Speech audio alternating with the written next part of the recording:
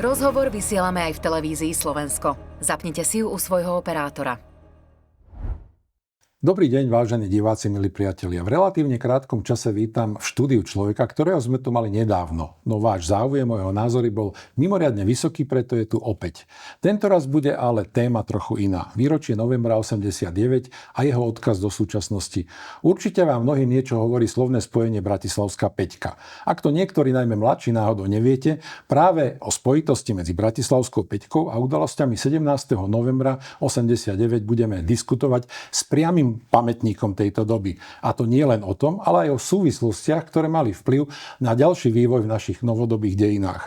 O tom všetkom sa budeme rozprávať s bývalým disidentom, bývalým predsedom KDH, bývalým premiérom a tiež bývalým ministrom spravodlivosti Slovenskej republiky, doktorom Jánom Čarnogórskym. Vítajte, pán doktor, opäť v štúdiu. Ďakujem. Pozdravujeme aj našich divákov. Dobrý deň, prajem. A poďme teda na tú našu debatu, ktorá bude, predpokladám, určite zase veľmi zaujímavá. Takže poďme divákom povedať, čo to je vlastne Bratislavská Peťka. Kto tam každý bol? Bratislavská Peťka bolo 5 disidentov.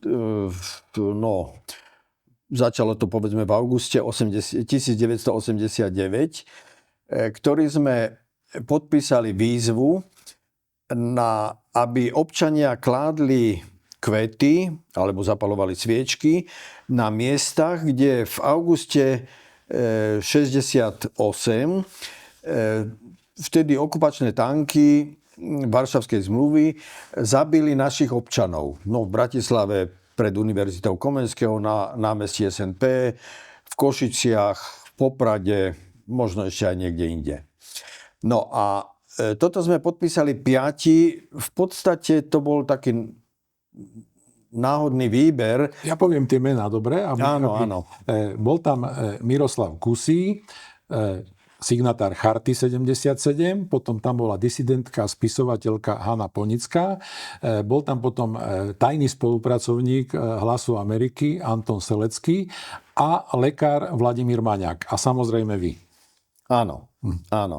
No a my sme to poslali teda asi predsedovi vlády, neviem komu všetkému. No a potom Kuseho a mňa zavreli a ostatných vyšetrovali tiež, teda trestne stíhali tiež, ale na slobode. Áno, bolo to také zaujímavé, pretože to zatknutie prišlo 14. augusta 1989 a obvinili vás z trestného činu poburovania podľa paragrafu 100 vtedy trestného zákona a 17. augusta, čiže o 3 dni neskôr, vyšetrovateľ oznámil vám a Miroslavovi Kusému obvinenie z trestného činu podvracania republiky, ako aj z trestného činu poburovania, z čoho vlastne boli obvinení aj zvyšní členovia Bratislavskej Peťky. Čo nasledovalo potom? Potom nasledovalo, že teda Kuseho a mňa zobrali do väzby. A malo nasledovať vyšetrovanie, teda budem hovoriť teraz už len o sebe, ale ja som požiadal, aby som dostal Sväté písmo, kompletné, čiže starý aj nový zákon. To vyšlo krátko predtým v Československu, teda akože legálne, a boli to 4 zväzky. A vyšetrovateľ povedal, že on nemá, ale že tak nech odkáže manželke, aby mi to poslala. Tak ja som odkázal, ale som jej odkázal tak, aby mi to posielala po jednom zväzku. No a ten zväzok každý som dôkladne na celé čítal, také 2 týždne mi to trvalo minimálne, jeden zväzok. Takže sa to predĺžilo na 2 mesiace. A za ten čas som nevypovedal. No a čo tým sledoval vlastne ten bývalý minulý režim? Mal to byť nejaký odstrašujúci príklad, že vás zatkli a že vás vlastne takto stíhali? Asi áno, pretože my sme už predtým poriadali rôzne podujatia, aj verejné, teda jednak, že vychádzalo viacero tzv. Samizdatov, čiže tlačovín tlačených doma. Vy ste vydávali bratislavské listy. Ja som vydával bratislavské listy, ale potom sme organizovali aj verejné zhromaždenia a to, pozrite sa, po sviečkovej manifestácii, ktorá bola prvým takým masovým verejným zhromaždením v Československu. V marci 1988. Áno. Tak potom v máji 89 sme organizovali verejné zhromaždenie pri mohyle Štefánika. Potom v júli sme organizovali opäť verejné zhromaždenie disidentov pri soche Štefánika v Predmieri, pri Žiline. V obci Predmier, presne tak. Áno. Čiže to bolo na výročie narodenia Milana Rastislava Štefánika. Na výročie narodenia. 21. júla. Áno, áno.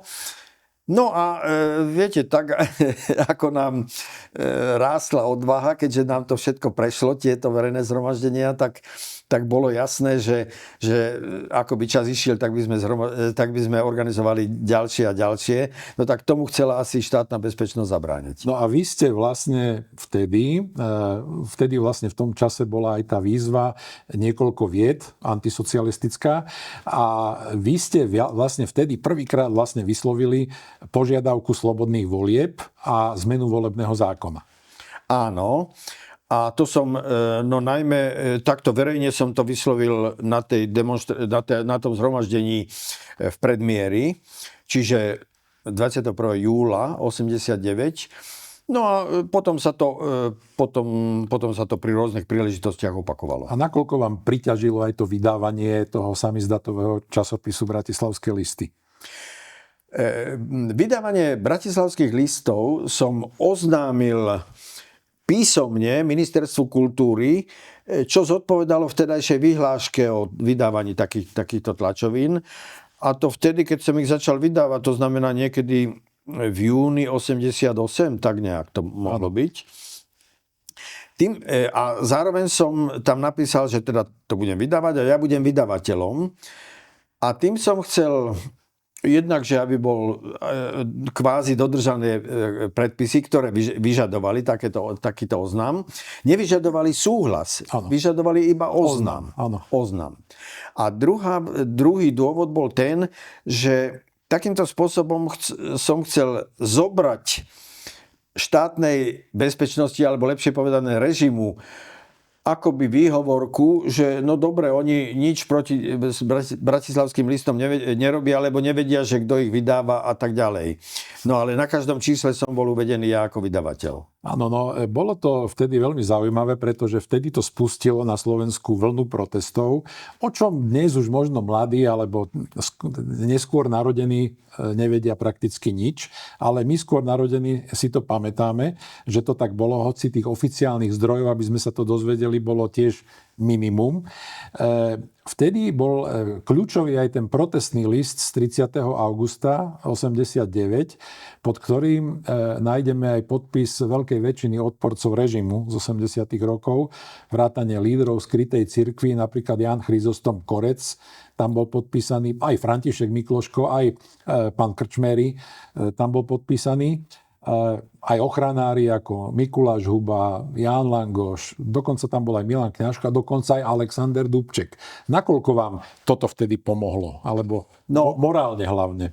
No, morálne mi to pomáhalo, samozrejme, lebo cez obhajcu doktora Tibora Böhma som sa to dozvedal. A to je jedna vec. A druhá vec je, že takto vlastne sa zjednocovala, spájala opozícia na Slovensku. Lebo, ako ste už povedali, že tam sa podpísali katolíci, tajná cirkev, ako aj bývalí komunisti, alebo možno, že nie iba bývalí, ale aj ešte existujúci komunisti. No aj reformní komunisti na čele s Alexandrom Dubčekom. Áno, áno. A nakoľko vám pomohlo aj to, že veľký ohlas mal vtedy aj list Václava Havla na podporu Bratislavskej Peťky? Áno, vtedy podpísali, mám dojem, že nie iba Václav Havel, ale teda viacerí členovia českých disidentov. Václav Benda. Áno. Aj dnešný pomocný biskup pražský Václav Malý. No, vtedy bolo obvyklé obvykle, alebo stále sa to rozširovalo, že keď niektorého disidenta zavreli, tak potom rôzni ďalší disidenti, ktorí boli ešte na slobode, tak podpisovali listy za jeho oslobodenie. A to nie len vnútroštátne, ale aj dokonca Maďarskom, Polskom, Nemeckou demokratickou republikou a tak. Áno, vtedy ten list Václava Havla išiel aj poľskému premiérovi Tadeušovi Mazovieckému, teda prvému nekomunistickému premiérovi v Poľsku a dokonca aj lídrovi maďarských reformných komunistov Imre Požgajovi.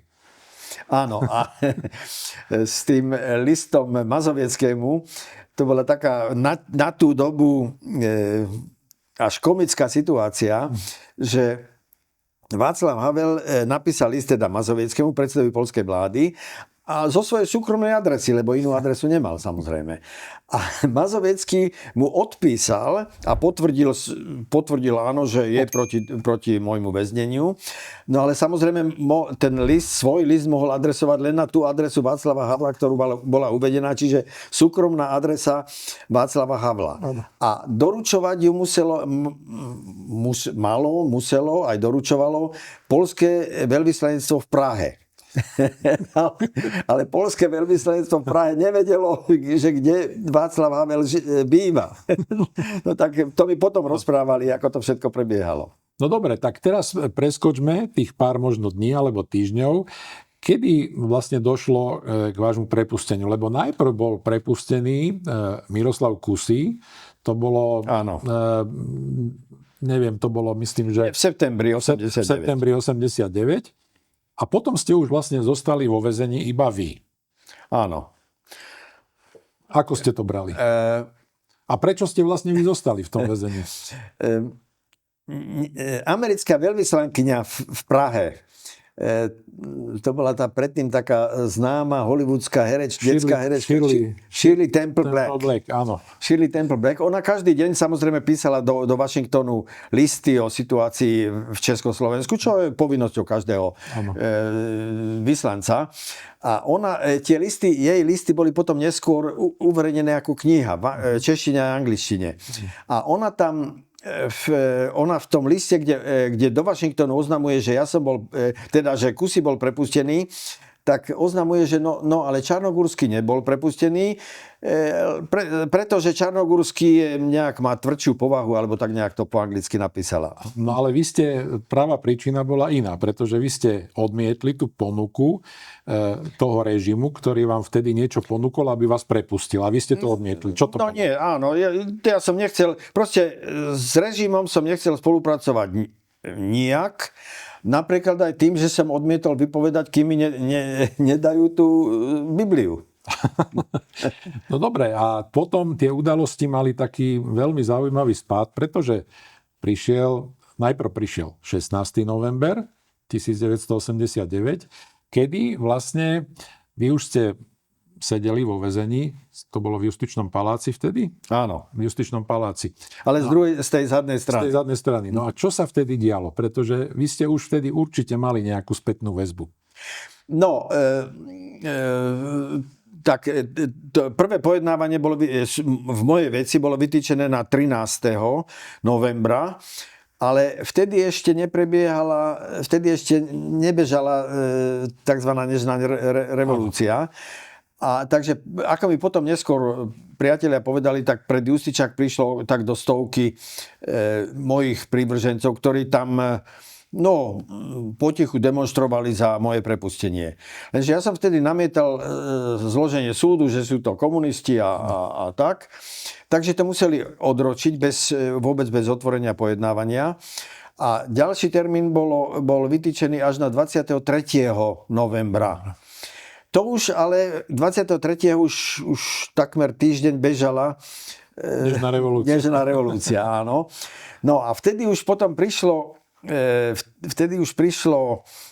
pred Justičák 3 až 5 tisíc protestujúcich proti môjmu za to, aby vás prepustili. Áno. No a vtedy tam dokonca bol aj Alexander Dubček. Áno. To bolo jednak Alexander Dubček. Ladislav Ťažký. Áno, potom nejakí zahraniční diplomati. Jiří Hájek tam bol potom vlastne. Áno, takže to už malo taký všeobecný charakter proste podpory mňa a odporu proti režimu. No ale stále ste boli v tom väzení. Takže Áno. kedy sa to zlomilo? Pretože 22.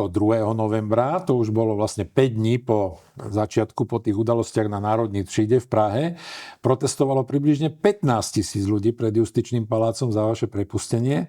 Vy ste vlastne boli posledný politický väzeň, keď sa to tak vezme. Áno.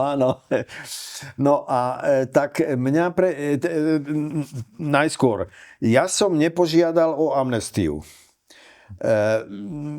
No, ale odrazu, a teda 23.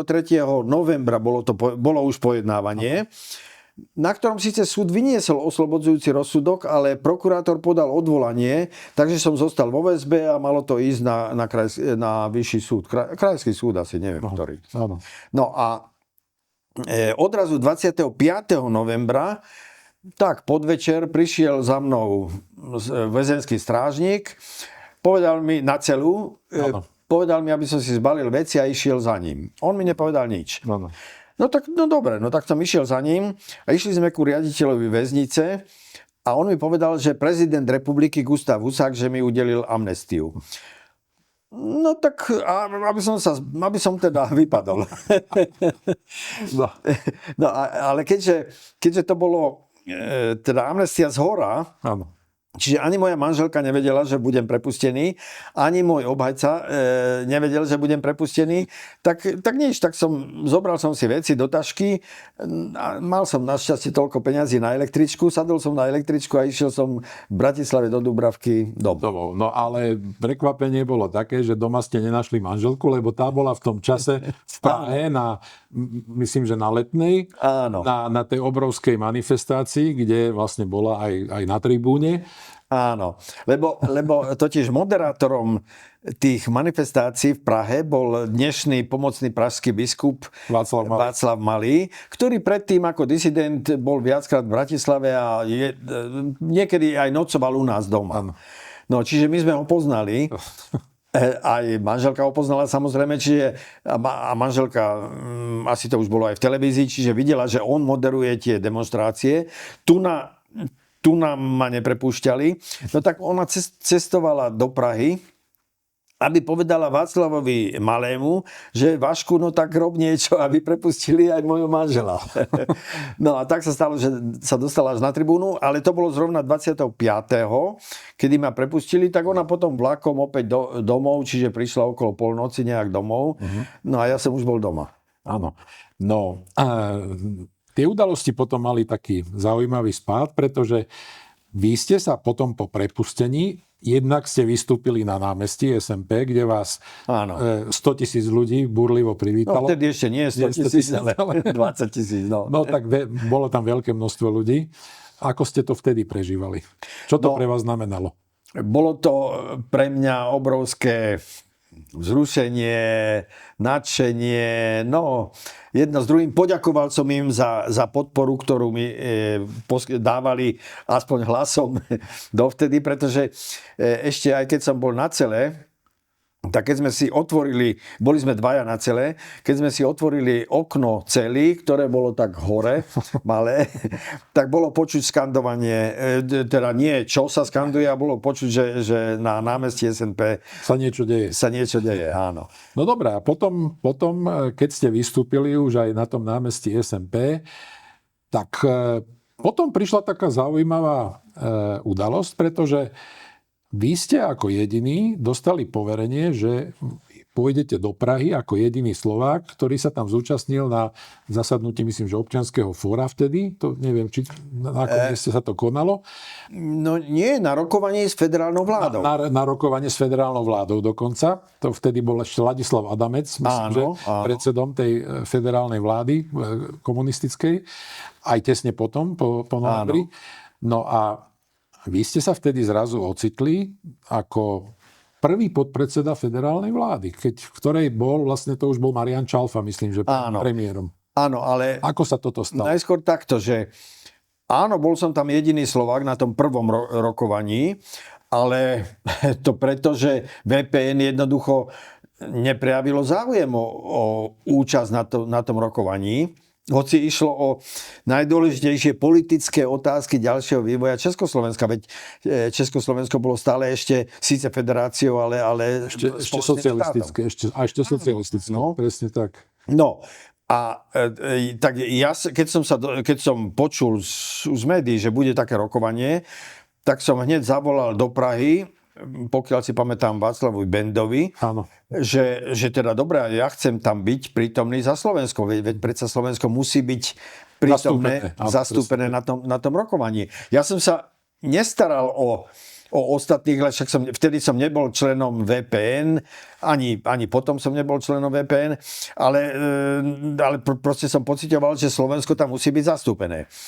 No a Václav Benda si to nechal odsúhlasiť zrejme Václavom Havlom a tými ďalšími, povedal, že je v poriadku, ale že mám priniesť také akoby poverenie, že teda aj VPN súhlasí s tým, aby som tam vystupoval.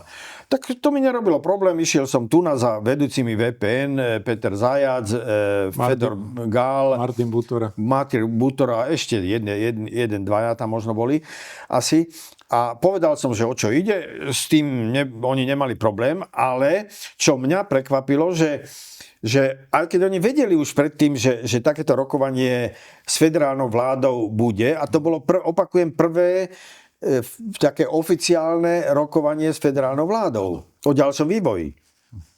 Tak nikto z nich neprejavil záujem, aby aj niekto z VPN tam bol prítomný na tom rokovaní. Hoci, opakujem, išlo o najdôležitejšie, teda rokovanie o najdôležitejších politických otázkach ďalšieho vývoja Československa. No ale dobre. Tak išiel som do Prahy, zúčastnil som sa na rokovaní. Tam sa na tom prvom rokovaní sme boli teda z jednej strany stola disidenti na čele s Václavom Havlom, z druhej strany zástupcovia federálnej vlády na čele s predsedom vlády Ladislavom Adamcom. A tam sme v podstate, najmä my, sme predložili svoje požiadavky, svoje predstavy, požiadavky, nazvime to a tak ďalej. Medzi tými požiadavkami bolo, že aby boli slobodné voľby. Ano. V nejakom termíne, na ktorom sa dohodneme, ale aby boli slobodné voľby. A potom na základe výsledku volieb sa zostavia vlády federálna aj republikové.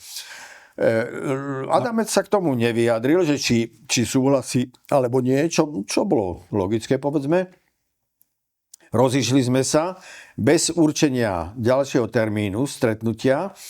No ale po 2-3 dňoch bolo určené ďalší termín stretnutia.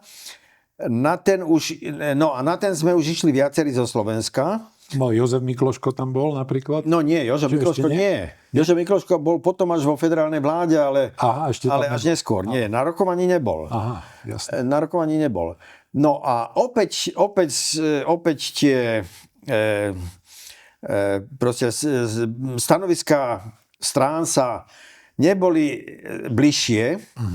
Čiže opäť sme sa rozišli a potom asi na druhý deň, alebo ako, Ladislav Adamec, odrazu bolo oznámené, že Ladislav Adamec že vláda odstupuje, ale hneď vytvorili ďalšiu vládu. Mám dojem, že opäť na čele s Ladislavom Adamcom. A v tej vláde ja som tam bol navrhnutý tiež, ako už neviem ako čo, ale ako člen vlády. A ešte zopár zo strany disidentov, ale väčšinu by mala komunistická strana. Áno. A to sme nechceli dopustiť. My sme trvali na tom, že teda opozícia, čiže disidenti, že musíme mať aspoň o jedného člena vlády viacej, aby nás nemohli vo vláde prehlasovať. A podarilo sa to? No a to sa nepodarilo. No a tým sme napísali, že kým s týmto nebude druhá strana, čiže komunistická strana súhlasiť, tak nejdeme do takej vlády. No. Tak, čiže tá takto navrhnutá vláda nevznikla. Adamec odstúpil ako predseda vlády a oznámil, že už nebude kandidovať na funkciu predsedu vlády. Ďalšie rokovanie prevzal za vládu Marián Čalfa. Bolo opäť rokovanie a na týchto 1, 2, 3 rokovania tak nejak, na ktorých sa už za slovenskú stranu tiež opäť zúčastnilo viacej členov a tam bola dohodnutá táto vláda. Podľa takto Václav Havel navrhol, aby sa nazývala vládou národného porozumenia. Áno. S čím sme súhlasili? V tejto vláde mala opozícia, čiže doterajší disidenti, minimálne o jedného člena viacej. To znamená, že komunisti nás už nemohli prehlasovať. Ano. Aj keď dopredu poviem, že niekdy potom až do volieb nedošlo k takému hlasovaniu, k bojovému hlasovaniu. Kde by ste museli ich prehlasovať. Áno. V podstate vo vláde sme sa dohodli, pretože tie otázky boli tak jasné, čo do riešenia, že sme sa dohodli. No, ale tam ešte jeden veľmi zaujímavý moment bol, pretože 29. novembra federálny parlament zrušil ústavný článok o vedúcej úlohe komunistickej strany. To bolo veľmi dôležité. Áno. A to bola požiadavka, musím povedať, že táto požiadavka najskôr vyšla zo Slovenska, ale potom sa rozšírila. Federálny parlament to už potom len formálne odsúhlasil, ale to znamená, že vedenie komunistickej strany, ktoré malo silu, vládu nad republikou, tak to si uvedomilo, že nemá silu ovládnuť ďalší priebeh politického diania v republike. Treba povedať toľko, že v Sovietskom zväze už bežala 5 rokov. Perestrojka. Áno, perestrojka. A v jej priebehu Michail Gorbačov, ktorý bol generálnym tajomníkom komunistickej strany Sovietskeho zväzu, ten aj verejne prehlásil a na rokovaniach s jednotlivými komunistickými štátmi to zopakoval, že Sovietsky zväz už nebude mocensky zasahovať do vnútorných vecí týchto jednotlivých štátov. To znamená, inými slovami povedal, že Československo roku 68 sa už nebude opakovať. Tak to bolo veľmi významné. To bolo veľmi významné a to znamená, že všetky tieto komunistické strany si museli uvedomovať, že buď si udržia moc vlastnými silami, vlastnou politikou, alebo ju stratia. Áno. No a v Československu to prebehlo ešte, povedal by som, najmiernejšie, že výmena vlády, vláda národného porozumenia, vo vláde mali opozícia prevahu jedného, možno 2 ministrov. Čiže, a celé sa to potom vyvíjalo mierovo. A potom bol významný dátum 17. február 1990, pretože vtedy vzniklo vlastne KDH. Áno, vtedy vzniklo KDH. My sme chceli, ja som rozmýšľal o založení politickej strany kresťansko-demokratickej už dávno pred novembrom. Povedal by som aj preto, že kresťansko-demokratické strany v západnej Európe boli úspešné strany. Či vo vláde, alebo v opozícii. V Nemecku, CDU, CSU, áno, aj inde. Aj inde. A my sme to nechceli robiť tak, že zíde sa 10-20 ľudí vo veľkej miestnosti a založia politickú stranu a ohlásia ju na ministerstvo vnútra na registráciu a potom začnú zbierať členov. Hej. My sme to chceli urobiť opačne, to znamená budovať KDH z dola. A vyzvali sme taký otvorený list sme dali výzvu na zakladanie kresťansko-demokratických klubov. A to znamená, že chceli sme, aby najskôr vznikli kluby, čiže z dola, a potom sa zídeme na sneme alebo na niečom takom a teraz založíme stranu a ohlasíme ju na ministerstvo vnútra na registráciu a to sa aj stalo. To sa aj podarilo. A čiže 17. februára potom už bol ten snem KDH, ktorý odsúhlasil KDH. A vy ste boli prvý predseda. A ja som bol zvolený za prvého predsedu, áno. A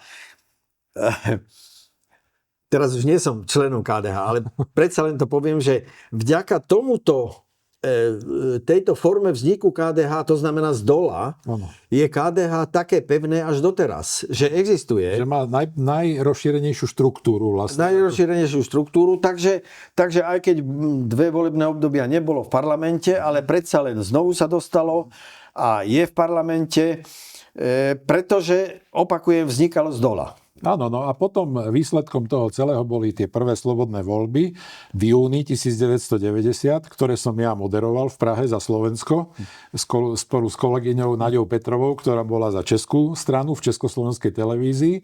A vtedy vy ste v týchto voľbách dostali už ako KDH, relatívne mladá strana, 19%, čo bol veľký úspech. No, 19%, áno, ale teda viacerí sme očakávali aj my, že dostaneme viacej. To bude aj 30 možno. Teda, že budeme najsilnejšou stranou, ale nedostali sme. Nakoniec VPN sa stalo najsilnejšou stranou. No, to nech oni povedia, že ako už politickou technológiou to urobili. Ale pretože VPN vzniklo tak odrazu, po 17. novembri sa zišli v Umelke v Bratislave a založili VPN, tak preto proste malo slabé základy, bolo akoby postavené na piesku a preto už v druhých voľbách už sa nedostalo do parlamentu. A potom sa to rozpadlo na ODU, VPN a HZDS a potom už to ovládol vlastne Vladimír Mečiar.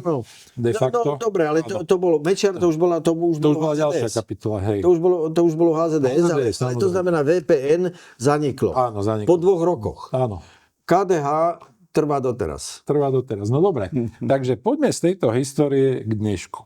Aký je podľa vás odkaz novembra? Vy ste boli, ja to poviem úplne na rovinu, jeden z hlavných protagonistov novembra 89. Hoci si to možno snažia sa to prisvojiť možno niektorí iní alebo ďalší, ale ako to dnes po tých rokoch vnímate? Ešte jednu takú epizódu, ktorá má svoj význam, a síce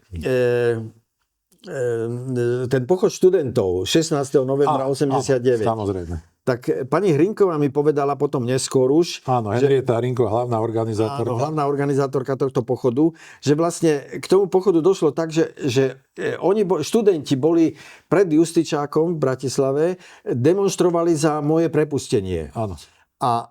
Ale takže sa nie všetci sa navzájom poznali, no ale tak... No... A tam sa dohodli na pochode. Ale keďže 17. novembra, ktorý bol Medzinárodný deň študentstva, tak ten padol na piatok a obávali sa, že to by už išli študenti domov a čo ja viem. To znamená, že tam už by neprišlo dosť... Toľko ľudí, áno. Najmä dosť študentov. Tak preto to dali na 16. novembra. No ale aj vďaka tomu, že demonstrovali pred Justičákom, tak sa tam mohli dohodnúť a 16. novembra sa ten pochod študentov potom uskutočnil. Áno, čiže myslíte si, že keď to s odstupom času tak hodnotíte, že to bol taký predvoj 17.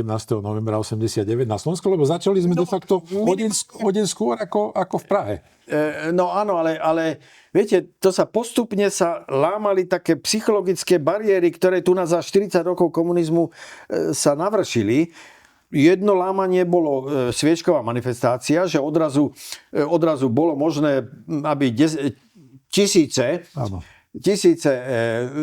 ľudí prišlo na námestie a demonstrovali za niečo napriek... Tichý odpor prejavili vlastne. Áno, napriek teda autám, vodným delám. Áno, presne. Áno. No a potom títo študenti opäť, že vtedy to ešte relatívne pokojne prebehlo, že tí študenti prešli centrom Bratislavy, ale už pod policajným dozorom.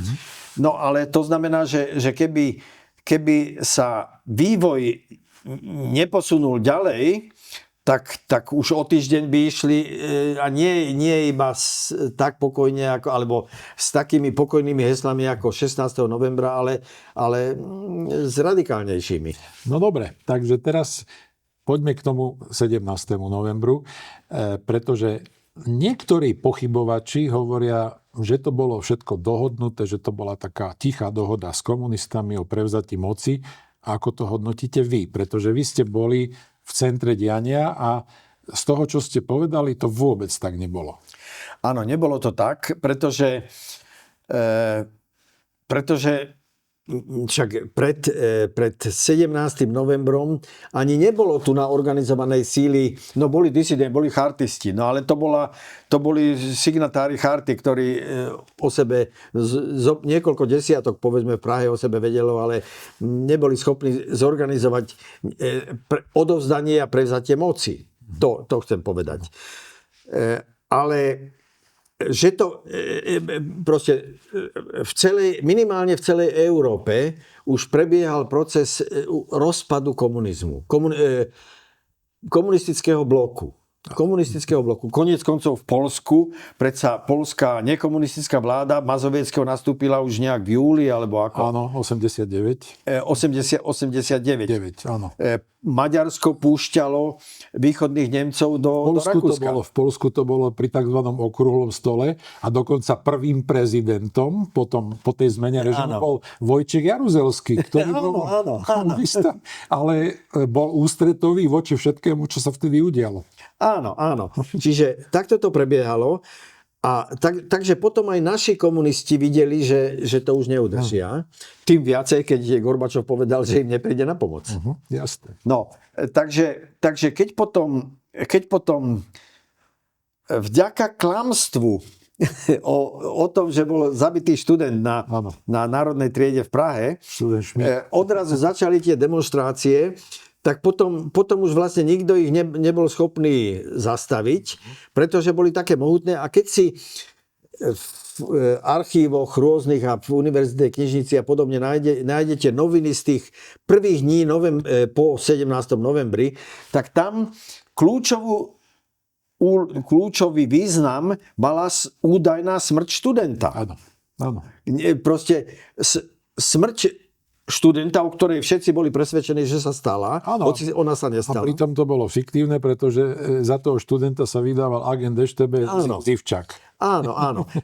To znamená, že nejaké úzke jadro, povedzme až hore, teda blízko vedenia komunistickej strany, si uvedomovali, že už niečo treba robiť a pokúšali sa to takto, no ale potom už to neudržali v rukách ani oni. Áno, ale napríklad šéf EŠTB v tom čase, Slovák Alojz Lorenc, tvrdí, že to mohlo byť všetko inak. Ale že vďaka tomu, že ako sa zachovala vtedajšia EŠTB a vedenie EŠTB, tak nedošlo k týmto takým krvavým, dá sa povedať, masakrom.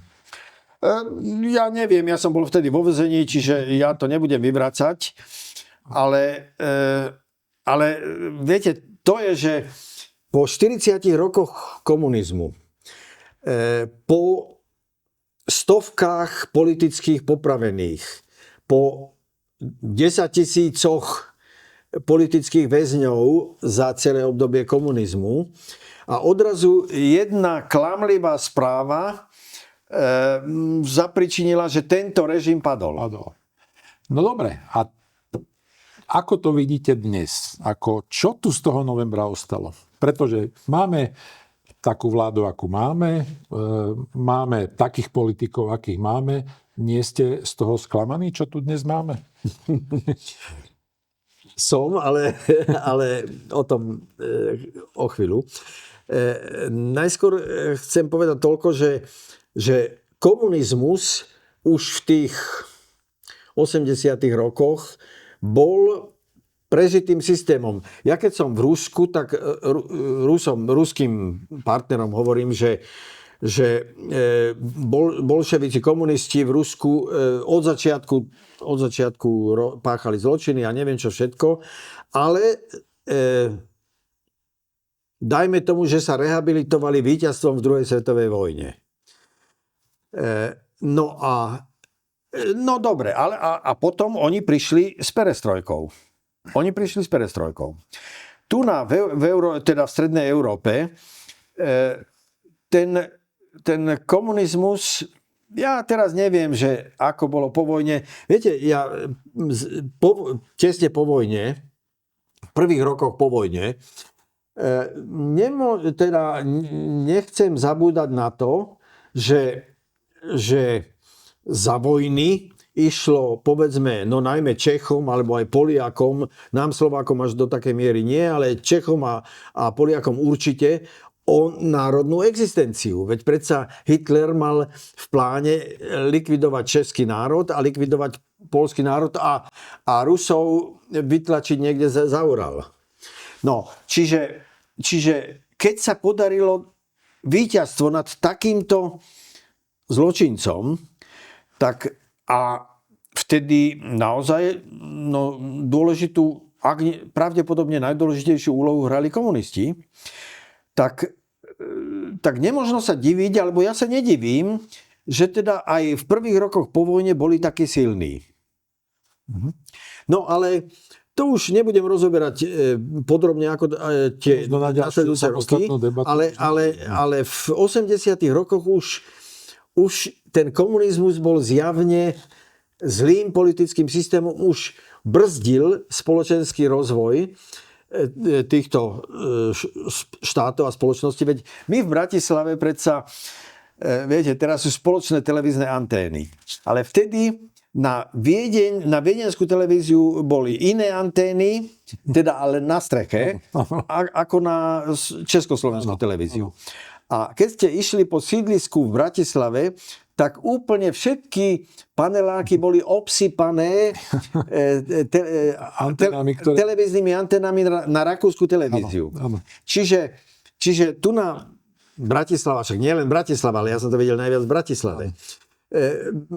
Každý deň a každý večer sledovalo rakúske televízne správy, ale aj rakúske zábavné programy, hudbu a tak ďalej. Ten kontakt tu stále bol, ako s tým vyspelým svetom. Áno, a to znamená, že Rakúsko a Západ sa javili ako vyspelejšia krajina, než sme boli my. Tu bola ešte taký moment, že tu boli ten chemický veľtrh Incheba, áno. Tak ten bol nejak tak v júni, každý rok v júni bol vo vtedajšom parku kultúry a oddychu. A vtedy sem prišli aj teda obchodníci, alebo ako zo západu, tak park kultúry a oddychu bol obsypaný západnými autami. No to bolo vidno ten rozdiel medzi našimi autami a tými západnými autami. Čiže každý, ja keď som denne chodil električkou do Dúbravky domov a do práce, tak som videl vtedy v dobe trvania veľtrhu, že aký je rozdiel medzi západnými autami a našimi autami. No dobre, a teraz máme záverečných asi 13 minút, tak skúsme sa teda premostiť k tomu dnešku. Určite ste zaznamenali, že sa tu chystajú rôzne podujatia k výročiu 17. novembra, ktoré organizuje predovšetkým opozícia. A teraz v tých ostatných hodinách alebo dňoch sa hovorí najmä o istom kriedovom proteste, alebo ako by som to nazval, kriedová revolúcia, dokonca to nazývajú. Vypuklo to tým, že Robert Fico mal vystúpiť na Popradskom gymnáziu a nejaký študent, ktorý sa volá Michal, 19-ročný, ktorého volajú Muro, tam napísal veľmi hanlivé heslá, ktoré tu nechcem reprodukovať, lebo boli doslova vulgárne. A týmto spustil takú celú škálu, alebo po celom Slovensku týchto kriedových protestov. Ako vy toto hodnotíte? V prvom rade ma hnevá, že takíto vulgárni mladiství, mladí alebo akí, si akoby chceli privlastniť odkaz náš. A teda nie len oni, ale tlač typu SME a Enko a neviem a ďalšie. Áno. Ich tak prezentujú, že oni sú dedičmi novembra 89. No ale veď dedičom novembra 89 som ja aj. Neuráža vás to? tak neuráža. No, nezamýšľal som sa nad slovom uráža alebo neuráža, ale v každom prípade ma to rozčuľuje a v každom prípade s tým nesúhlasím a vidím falošnosť a nepravdivosť takejto prezentácie týchto hulvátov. Ale týchto podporuje vlastne politická opozícia, lebo tá vlastne si to týmto pádom vlastne nepriamo privlastňuje, vlastne ten odkaz novembra, ktorý asi, to už vás asi aj urazí. To má opak, minimálne ma to rozčuľuje. Minimálne ma to rozčuľuje, pretože ja keď som vyšiel z väzenia a stretol by som si toho študenta, ktorý napísal ten vulgárny nápis, tak ja by som si pred ním odplul. A oni ho vydávajú za nositeľa toho, na čom som sa aj ja zúčastňoval, keď som bol vo väzení a keď som robil to, čo som robil predtým. No dobre, tak tu sa už dostávame vlastne k tej celkovej klíme, ako momentálne v našej spoločnosti. Aká je? Že je tu opäť prejav neslobody, prejavujúce sa teraz inak ako za komunizmu. Za komunizmu sa nesloboda prejavila tým, že nás dali do basy. Teraz nedávajú do basy, ale teraz povedzme, že médiá ovládli väčšinou zahraniční majitelia, spolumajitelia. No veď mňa keď ma Slovenská televízia pozvala do správ na 10-minútový shot o Ukrajine a proti mne boli dvaja účastníci, ktorí boli známi ako kritici ruského postupu. Ja som bol, dajme tomu, známy ako proruský. No dobre. Ale za to, že mňa pozvali tam, tak vyhodili z televízie, teda prinútili odísť riaditeľa toho oddelenia spravodajstva. Čiže toto je opäť nesloboda, ktorá smeruje ku diktatúre. A ak sa proti tomu nepostavíme, tak tú diktatúru, ak nie my, tak naše deti zažijú. To, čo ste naznačili, je dosť nebezpečné, pretože mnohé médiá, aj toho mainstreamu, sú dnes prakticky, ja neviem, či tu existuje nejaká výnimka, na strane opozície, majú protivládnu retoriku. Dokonca, keď som išiel sem na tento rozhovor s vami, tak jedna komerčná televízia tam mala 2 hostí na tému tohto študenta, z ktorých jedna bola opozičná poslankyňa Progresívneho Slovenska a druhým hosťom bol progresívny politolog Samuel Abraham. Čiže pluralita absolútne žiadna. Čiže ako toto hodnotíte, ako fungujú dnes médiá a ovplyvňujú verejnú mienku? Že je to teda proti tým zásadám, ktoré oni hlásali a hlásajú doteraz, ale čo je vážnejšie a čo môže byť až tragické, je to, že hrozí vojna. Predsa v našom susedstve na Ukrajine teda je vojna. Ja teraz nebudem bližšie rozoberať tú vojnu, aby som sa nedostal do... To je zase na inú tému. A to je na inú tému. Ale proste táto Ficová vláda, ja som pochádzal vždy z iného politického tábora, ako pochádza Fico. Ale táto Ficová vláda je momentálne najlepšou zárukou pre Slovensko, aby nebolo zatiahnuté do tejto vojny. A to znamená, že ale keby sa dostala k moci terajšia opozícia, no tak ona by hneď poskytla napríklad letisko Sliač pre pristávanie západných lietadiel, ktoré tam len, čo ja viem, natankujú benzín a poletia nad Ukrajinu a už sme vo vojne. No dobre, tak v tom vidíte ako dosť vážne nebezpečenstvo, lebo tá kritika voči vláde aktuálnej ide z každej strany, ale ide predovšetkým z týchto médií, ktoré ja som pomenoval, že sú dnes proopozičné.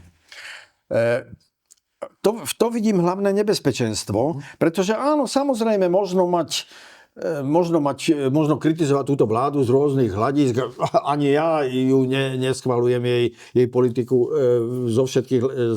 No nie vo všetkom súhlasíte. Áno, samozrejme, ale viete, keď si pozrieme, čo sa deje na Ukrajine, a toto nám hrozí. A to znamená, keď porovnáme to, čo sa deje na Ukrajine, s tým, že ja neviem, že konsolidácia nie je dostatočná, že by mala byť lepšia. Alebo že sa zrazili 2 vlaky tu na Juri pri Bratislave. Alebo a tak ďalej a tak ďalej. No tak áno, sú to všetko nedostatky, alebo môžu to byť nedostatky, ja ani neviem k tomu všetkému zaujať, ale nie také, ktoré by vyvážili nebezpečenstvo vojny, ktoré Slovensku hrozí. Ale vy poznáte nejakú inú krajinu, okrem Slovenska, ktorá by sa 3-krát stretla s ukrajinskou vládou, že sa stretli celé vlády a ešte stále je niekto nespokojný, že my nie sme dosť solidárni s Ukrajinou? Pozrite sa, to, že sa stretla, to je asi normálne, no Ukrajina je náš sused a no, to, že sa stretla, v tom nevidím problém, ale problém vidím v tom, že sa stretli vlády a politika, protislovenská politika ukrajinskej vlády sa nezmenila. Lebo to znamená, že veď predsa Fico žiadal, rokoval s ukrajinskou premiérkou? Neviem s kým, tam z ukrajinskej strany, aby Ukrajina nebombardovala plynovod Družba. Energetické zdroje. Cez ktoré k nám plynie energia. A oni povedali, že budú bombardovať. Áno, a už o 2 dní na to zbombardovali. Síce na ruskom území, ale no v poriadku, ale zbombardovali. To znamená, že ten plyn k nám opäť... To priamo ohrozuje našu energetickú bezpečnosť. Áno, bezpečnosť ako takú celkovo. Áno. No, čiže opakujem, pokiaľ sa stretnú a rokujú, no prosím, ale myslím, že slovenská strana má byť dostatočne rozhodná po tom všetkom, že proste aj ona urobí nejaké kroky. Myslím, že nejaké kroky už slovenská strana urobila, že sme prestali dodávať elektriku Ukrajine. No, ale... A že nebudeme odoberať tie poľnohospodárske produkty, ktoré z Ukrajiny... Ja všetky detaily neviem, lebo až tak to nesledujem. Ale opakujem, toto všetko je nič proti tomu, keby sa k nám rozšírila vojna. Áno. No a tak poďme na záver, máme posledné asi 2-3 minútky. Čo tu teda zostalo z toho odkazu novembra? Už aj vzhľadom na to, čo ste teraz povedali. Bol odstránený komunizmus, ktorý sa nevrátil. Však vo voľbách raz sa komunistická strana dostala do parlamentu a inak sa nedostala, pretože neprekročila 5%. A to je dobré. Proste bol odstránený komunizmus. Naučili sme sa, že proti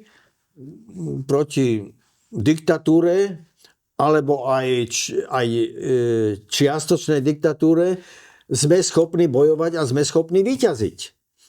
A to znamená, že keď toto bude vážne, tak začneme tým, že budeme opakovať formy z boja proti komunizmu a postupne ich budeme rozvíjať. A myslíte si, že aj proti diktatúre Bruselu sa dá bojovať takýmito zbraňami? Áno, aj proti diktatúre Bruselu sa dá bojovať až na to, že samotné Slovensko by proti diktatúre Bruselu nemalo šancu. Musíme sa spájať s ďalšími. Je dobré, že sa spájame s Maďarskom. Dúfajme, že nová česká vláda, že tie vzťahy budú lepšie. Poľský prezident, ten robí veľmi zaujímavé kroky. No, Poľsko z historických dôvodov asi dlho bude ešte protiruské, tak prosím, rusko-poľskú politiku dajme bokom, to nech si robí Poľsko samé, ale vo všetkých ostatných politikách môžeme spolupracovať. Áno, veď to nakoniec aj ten poľský prezident Karol Nawrocki, keď tu bol na Slovensku pred pár dňami, tak povedal, že je oveľa viac toho, čo nás spája, ako toho, čo nás rozdeľuje. Áno. To znamená, že keď tá Vyšegrádska štvorka sa oživí nejakým spôsobom, bude to dobrá protiváha proti niektorým rozhodnutiam Bruselu?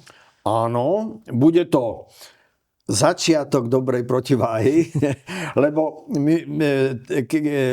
Vyšegrádska skupina má dobré šance, že by sa pripojilo Rakúsko ku nej, že by sa pripojilo Slovinsko a možno aj Chorvátsko. Možno aj Srbsko.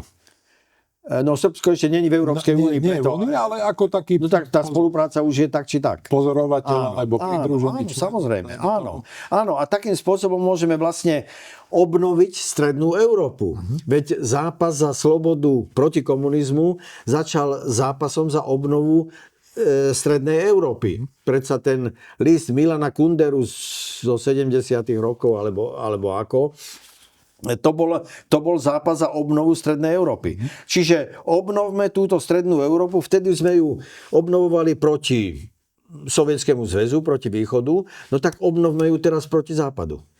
No dobre, tak myslím si, že toto môže byť aj najlepšia bodka za touto našou veľmi zaujímavou diskusiou, pretože sme rozobrali témy, o ktorých sme nehovorili v našom predošlom rozhovore a budem rád, keď na to nadviažeme opäť, možno o pár týždňov, keď budeme hovoriť zase na nejakú inú zaujímavú tému, ktorá je aj vám blízka. Čiže možno aj spolupráca v rámci politika na všetky 4 strany, tak by som to možno povedal. Áno.